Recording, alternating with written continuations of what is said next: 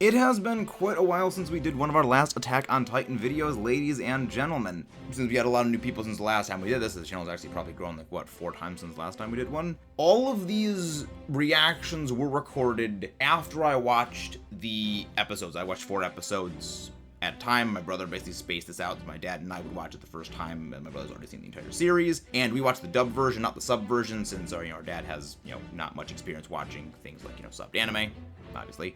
And all of these were recorded before I finished the entire series. This part is recorded well after finishing the series, because my brother told me not to post it until after we finished the series, to avoid potential spoilers. Which, having now finished the entire series, holy crap, that was a good decision. And for today's video, we will be covering episodes 5 through 8 of Season 2 of Attack on Titan, Episode 5, Historia, Episode 6, Warrior, Episode 7, Close Combat, and Episode 8, The Hunters. So if you guys enjoy more things like this, don't forget to subscribe for more, comment your thoughts on Attack on Titan so far, and let's get right into things. So starting off, I'll be honest, I didn't realize this episode was actually a flashback when I saw it. I first thought Mikas's scar had actually healed over. Listen, I've never proclaimed to be observant. Krista and Ymir being lost in the snow, not exactly the way I'd want to go out. Though the more and more time passes, the more I just absolutely love Krista. She is a precious little cinnamon roll that always deserves protection. I mean, risking your life to save Daz, especially, again, alone in the snow, in a blizzard. Though I will say, Ymir does actually bring up a fairly good point, since it does kind of seem like she is throwing her life away here. Even as foul-tempered and scathing as Ymir can actually be, she is fairly good at reading people and does kind of somewhat seem to have the best interest of people at heart. And it would seem that Ymir has been a stalker for Krista. Honestly, that could be worse. Yeah, I've had my own stalkers. It is kind of strange seeing, though, as just pure and innocent as Krista is in the show, since everything up until this point has just been absolutely just grim, dark, depressing, that she does at least have like this pure innocence and just wanting friends. A little spot of hope and joy, other than, I guess, really Sasha. To live each day just to spite the powers that seek to break you down. Nothing better than simply persisting in the face of them. Honestly, I really feel that. It really does kind of surprise me how just even side characters just have as much depth and time as they do, as much depth as they have for as little time as they do have on screen so far. For as abrasive as Ymir can actually be, she does seem to at least have a genuine care about some people, or at least Krista specifically, with the troll tough love she tries giving her. I really enjoy seeing it. This probably shouldn't be funny, but just the way Ymir hurls Krista into the tree and down that hill, I do not at all condone cinnamon roll abuse. But this was also when I figured out that this was actually a flashback and that she's okay in the future, so rule of funny. And I did just start chuckling because it's just like, I didn't expect something this cartoony, again, as dark as the show's been so far. Now, here's my question. So, Ymir goes to Titan form, saves Daz, though, saves Krista by saving Daz, because that way Krista can go unimpeded. But later on, Krista doesn't seem to actually be aware that Ymir is a Titan, so does she know or does she not know? I'll talk about this a little bit later when that comes up. So, this is what I mean by the side characters. It flips immediately back to Eren, Mikasa, and Armin. And neither side of the story actually feels boring. A lot of the times when I've seen shows or just any series in general do this sort of parallel character story at the same time, one of them is infinitely more interesting and grabs my attention more than the other. With this, I'm invested in both of them, and really get all the characters in Attack on Titan so far. It really speaks to the strength of the writing. Then it's just always good seeing Reiner and Bertolt helping out. I really do enjoy these flashbacks. They give so much more building to the world and the characters, and the story doesn't treat any of the side characters as just side characters. It gives all of the characters similar amount of time, similar development, similar weight. Even though, yeah, we are primarily following Armin, Eren, and Mikasa. Freaking heck, I can't speak. It's not like they neglect the other characters at their reason to build up. I do also find it a little bit amusing how tall Ymir actually is. She turns into the Gremlin Titan. I don't care what it's actually called, I'm calling it the Gremlin Titan. Since it's really hilarious to see her rip and tear through all of those other Titans. She starts turning on some Doom music and it's like, that is absolute peak right there. And Rhina does actually have a pretty good point here about why didn't she mention something like this, since she did seem to know she was capable of transforming. And this is where that whole thing about Krista not knowing, but also seeming like she does know kind of question comes in. Because here, she outright states that she didn't know that Ymir could transform, but yet other things kind of seem to imply that she did from before this. Like, I don't know if it could have been a translation error. Again, if someone has seen the sub version, which I eventually I'll be watching the sub version when I finish the whole series. But, you know, could someone clarify that? Because I'm not going to finish the whole series and then immediately jump into watching it again. And Krista's kind of crazy, like, in the good way. She goes from just, like, freaking standing on the wall shouting at Ymir. Like, she freaking does not care at all, because, yeah, rule of cool exists. Though I will say, hearing Krista say selfish beach, because YouTube doesn't like when I say the actual words, it had me rolling, but also kind of took me out, because, like, I don't really think Krista's the kind of person to swear. I mean, I get why she said it, because, you know, that's what Ymir said, throwing it back at her. But it just feels a bit out of character to say that specifically. And just the complete emotional mood whiplash of her going from happy to the freaking tower is falling. It's pure just absolute ridiculousness. And this is actually what I was kind of expecting the show to be when my brother first told me about it. Not just the kind of depresso espresso gore bath it's been. Which has made this one really stand out so heavily because it's like a fun, crazy battle, not, you know, grim darkness. I mean, yes, this fight is still dark, you know, the 4 more advanced people already got your game ended, but, like, by comparison, Gremlin Titan going hack and slash is kind of much more upbeat.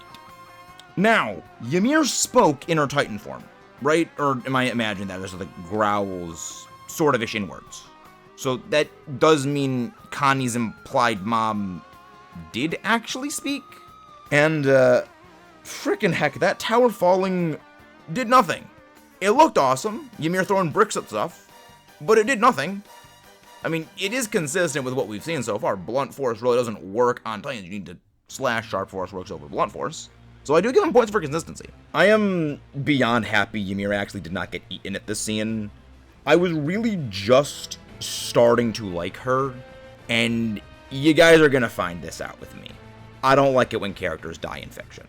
That's any series. Well, as long as they're not the bad guys. I'm okay with the bad guys getting ended, because that's fun, that's cathartic. So Krista was not her name the entire time. Interesting. Very interesting. And then the cavalry has arrived. Yes, the last minute save. Tropey is gonna tropey trope, but don't care. Pair that up with just Aaron actually failing to stick the landing. I do like that they... Yeah, that makes sense. I mean, he's better as the attack Titan form, punching stuff. Just stick to the punches, not the ODM gear. It does make me wonder, though, if Ymir is in this rough of shape with how quickly Titans heal, why is she healing so slowly? Does anything kind of explain, like, the more severe an injury, the slower the healing gets? Or did it actually have her legitimately close to death, and that's why the healing was slow, because her body just was not operating at full capacity? Because I know that in some series of healing factors, the more severe an injury, the faster the healing actually is. So, kind of wondering how this series plays by that rule. Since we don't actually see really any steam rising off of her. So, is she actually healing? Historia. So that's her real name. A lovely name. Despite the fact that it was a rather slow episode, I actually don't mind it, and is it bad that I kind of almost prefer the slow episodes? Like, am I the only one on that? I guess actually I probably should go with overall episode number, not just season and episode. So episode 31, Warrior. Okay, so now it seems like I can actually see the steam coming off of her. But yikes, that comment about her insides being scrambled. It takes a lot to kind of make me unsettled in an anime that I can watch, you know, Kill la Kill, I can watch, you know, the sweet circulatory nectar of the human nervous system, you know, in copious amounts in animation, and it doesn't really unsettle me. Movies kind of does. But comments like that, the description, that just... Ugh. But I am glad that Ymir is okay and that she is seeming to healing. It also is a pretty interesting scene because it gives Eren almost a look at how everyone else sees him, because now that Ymir is revealed as also being a Titan Transformer, he gets to hear the comments they're making about him. His story also does bring up a rather good point about not going too hard on Ymir, especially again after we've seen how just everyone regards Eren with suspicion after his ability to transform as a Titan. They'd probably do the same with her. And just keep her head down. Honestly, makes a lot of sense.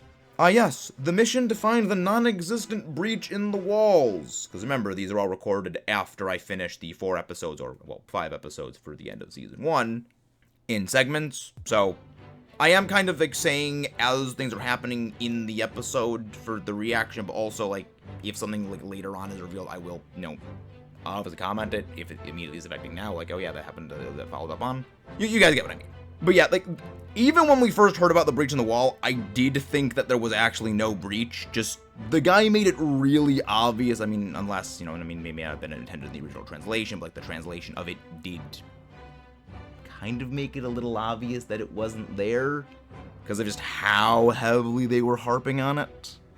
That is something of the unfortunate thing about being as trope savvy as I am, that you do pick up on like little bits of subtle foreshadowing. But Reina's mental breakdown, that is... I mean, how many near-ending experiences has the guy gotten so far, one after another?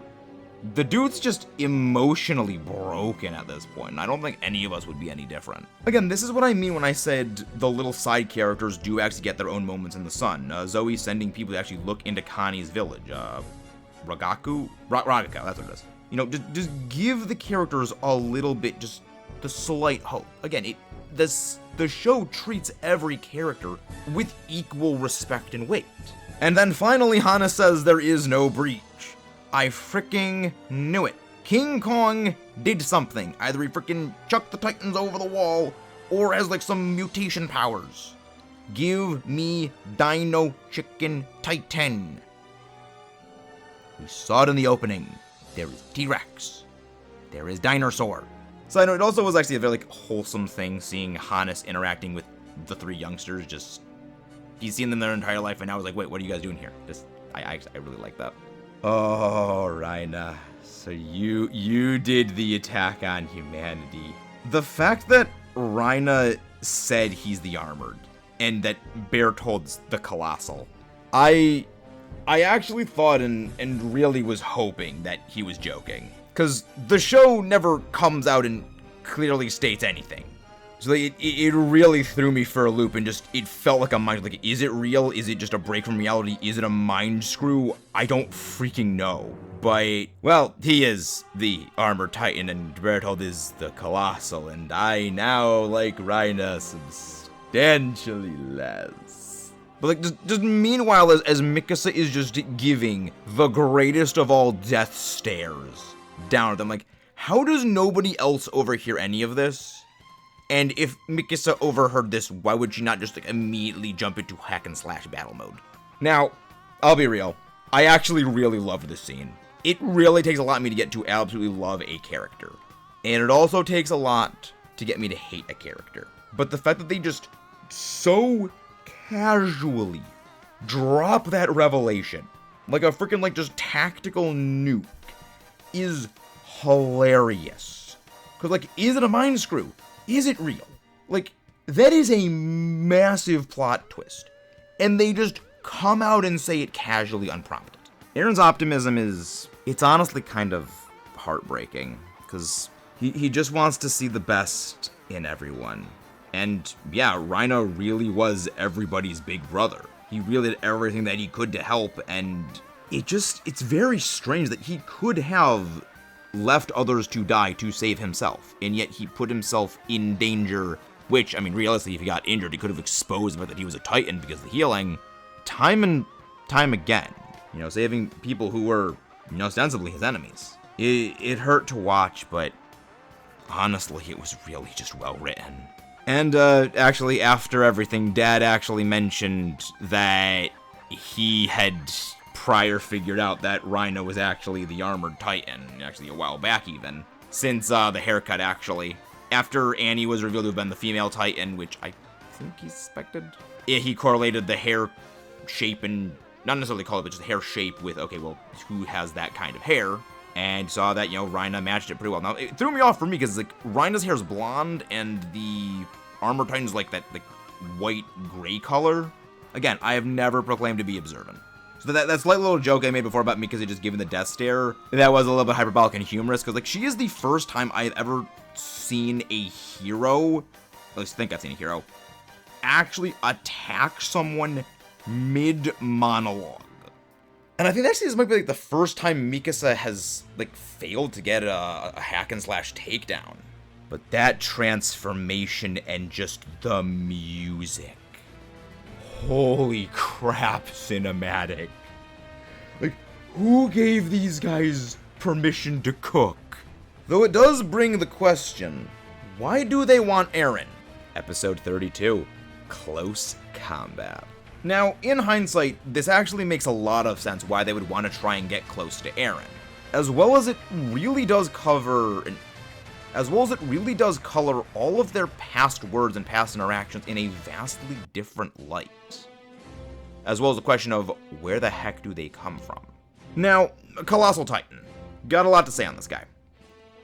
From time to time, he really does look pretty good.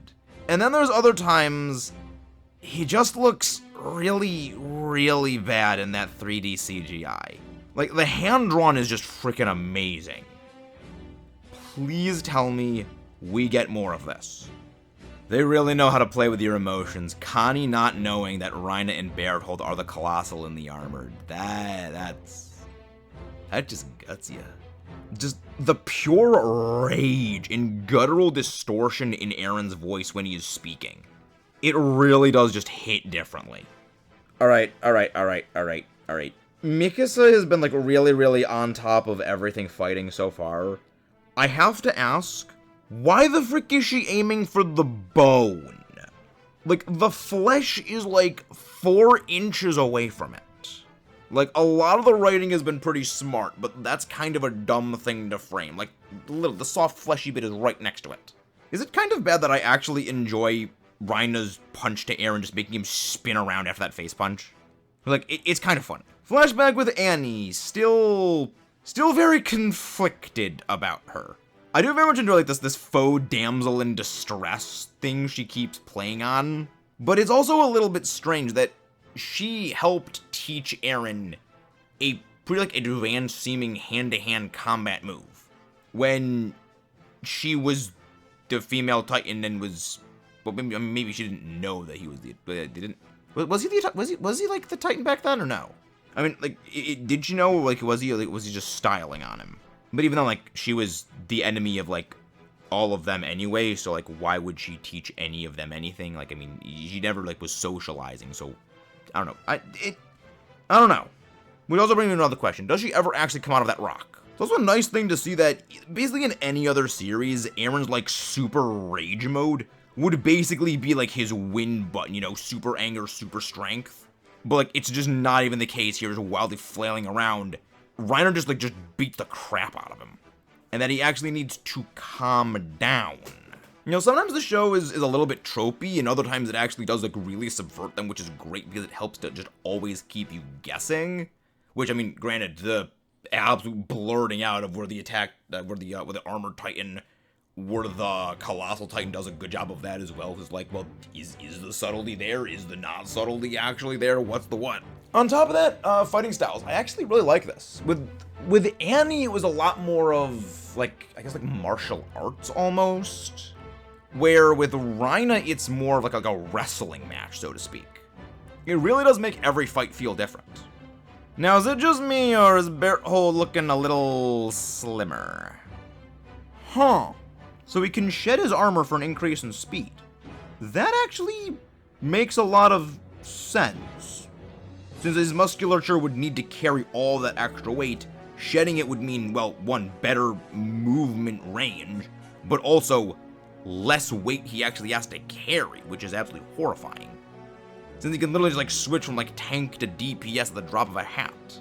As well as I appreciate the fact that they actually did to draw him with less armor on. That it's not just, oh, well, we have the design sheet for the armor Titan, we'll just keep it. Like, no, they actually have like another one for the less armor. Like, little things like that, it really shows the quality and that they're not cutting corners. I mean, okay. I know Rhino's the bad guy, but dang, the dude's got determination. Freaking shoving Eren along the ground that entire way. And I don't think it was supposed to be this funny, but just the colossal Titan just leaning over to the side and falling down. It looked really silly. But freaking heck, that was a lot to take in. And we've still got one more episode. Like, I don't get how they pack this much into an episode, and it doesn't feel rushed. Episode 33, The Hunters. So the Colossal Titan is basically just an atom bomb. Honestly, all the kaiju various references I've been making, it just gets more and more proven. Attack on Titan has never beaten the kaiju allegations. I mean, more like kaijin in this case. It's actually a very clever system, like Berthold using the ODM gear he yoinked to just grapple onto Rhina. But it does make me question things. Would it not be faster if Berthold transformed into the Colossal Titan? I mean, yes, his movement speed is a lot slower, and they even like call out like, yeah, he moves really slow. But he's 4 times the height. So would the gigantic height not also kind of, then again, also the Colossal Titan doesn't he give off like a lot more heat, so I guess maybe it would cook them all. Well, like it didn't cook Ymir when Ymir was in his mouth, so. Is the Colossal Titan or the Armored Titan faster? Well, then again, he also ditched his armor, so yeah, maybe he would actually be faster. Also, where the frick is King Kong been? Where is Sasquatch Titan? Pixis. Sleeping on the job and drinking on the job. Again, a nice little detail of seeing the MPs after Annie's rampage having somewhat seemed to change their way. Like, they're actually helping with the scouts now. Though, after all the warm and fuzzies and humorousness, it is kind of hard watching Mikasa just out of it like she is there. Just, you know, she's kind of the most combat proficient of all of the major characters. I mean, other than like Levi, but like, I mean, of the main characters. She is the most combat proficient, and just you seeing her just out of it is, it's kind of a bit of a heartwarming sight, seeing that like Eren, even when he was a lot younger, he was always a fighter. Like, he doesn't give up, even though he is clearly able to see he is outclassed. And normally the kind of the side character reassuring the main character's friends that he's gonna be okay, and you know that everything is, you know, that stuff is gonna be okay with them. It normally feels really out of place, because, I mean, the main character's companions are the ones who know the main character best. But it makes a lot of sense here, because Eren gets his butt kicked all the time. Like, that is his big thing. I mean, Hannes even says, you know, he's never seen Eren win a fight, but he's also never seen him, like, lose. And they also know that it's them who pulls Eren's butt out of the fire. So them being down actually makes a lot of sense. And that, you know, he's, even without, you know, the ability to fight, but he's still going to try and buy time, and I like that. It really does not feel out of place. Which, speaking of the secondary characters, it really does feel great just seeing them all just form up. That they've been through a lot together, and even though they're battered, they're bruised, they're ready to go. They don't care that, you know, the odds are against them, they're gonna get their friend back. Also, Hanji has absolutely zero chill, just freaking burnt, injured beyond heck, and unable to stand, having to just crawl along the wall, trying to get back to the fight and help. Again, another darkly funny thing, I did actually laugh when I saw that Eren's arms had been cut off. I was like, yeah, no, they're gonna heal. You know, cut his arms off. He can't actually, like, he can't, like, bite himself to turn into his Titan form if he doesn't have his hands. That's actually really clever. Like, I don't know why. It's just, like, some of the stuff is meant to be dark and serious, but it also kind of, like, weirdly amuses me. I don't know what that says about me, but hey. And that's all for these 4. Freaking heck, that was a lot. Like, this feels like what you would expect another show to have as its, like, last season midway reveal. Like, oh yeah, we've been working with the other side of the bad guys the whole time. And it's like, this is, what, like a 8th episode of season 2, and there's, what, 4 seasons? Season 4 was, like, what, cut in half, and then there's 2 movies. I was like, we're not even, like, what, a quarter done with the series? And this feels like an endgame plot twist. Japan. How do you cook so hard? What did you guys think? I mean, again, by the time you will be seeing this, I will have finished the entire series. So obviously, try to avoid talking about spoilers. People who may not have seen it. I mean, I know the show is like 10 years old. I mean, it finished like 2 years ago, if that. But like, if possible, try and avoid spoilers. Like put like spoiler alert and then space it down so people who haven't seen it don't get spoiled. And yeah, the show's great. I'm really enjoying it. I know that this is a bit of a break from our typical kaiju stuff, and I want to know your thoughts on it. Do you guys enjoy these, anime discussion videos? Do you guys, want to see more of them with more other anime? Because this is my first time watching Attack on Titan. There's a lot of anime I haven't actually seen, and would kind of like to do more things like this. Maybe we compress more. I mean, depending, I will maybe like 8 episodes in a single video some point, but maybe not. Again, that's a lot of work, and I kind of like dividing it up 4x4 so you can guys see my the gears turning week by week. But I guess I'll see you guys next time. I don't actually know what next video on this channel is going to be, but I'll see you guys then. If you guys enjoyed, feel free to comment your thoughts below, and I'll see you next time. Long live the Kaiju King.